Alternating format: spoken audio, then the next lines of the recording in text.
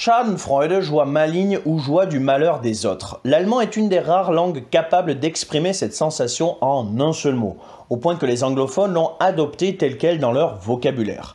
Mais comment ce mot s'est-il retrouvé dans le vocabulaire allemand? Ce n'est pas parce que les Allemands prennent plus de plaisir dans le malheur des autres au point qu'ils ont ressenti le besoin d'en faire un mot. Comme vu dans la vidéo sur le mot le plus long, en allemand il est possible de former un nouveau mot à partir de plusieurs mots existants.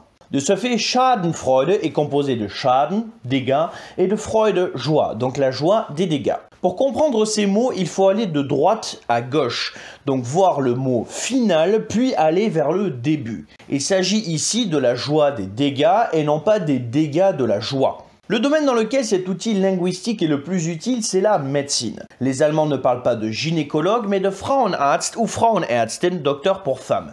Ils ne parlent pas de vétérinaire, mais de Tierarzt ou Tierärztin, docteur pour animaux.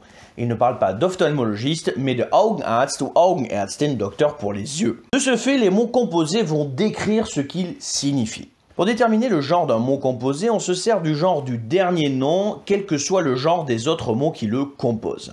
Dans l'ancien mot le plus long de la langue allemande, Rindfleisch-Etikettierungsüberwachungsaufgabenübertragungsgesetz, même si les éléments précédents avaient chacun leur genre, le nom était neutre parce que Gesetz était neutre. On retient, en allemand on peut créer un nouveau mot à partir de plusieurs mots existants. Pour en comprendre le sens, il faudra aller de droite à gauche. Ainsi, Frauenarzt est un docteur pour femme et non pas une femme docteur. C'est le dernier élément qui déterminera le genre d'un nom composé.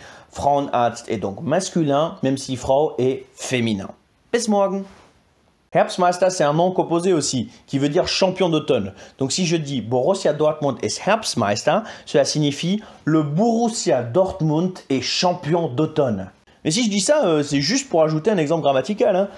C'est tout.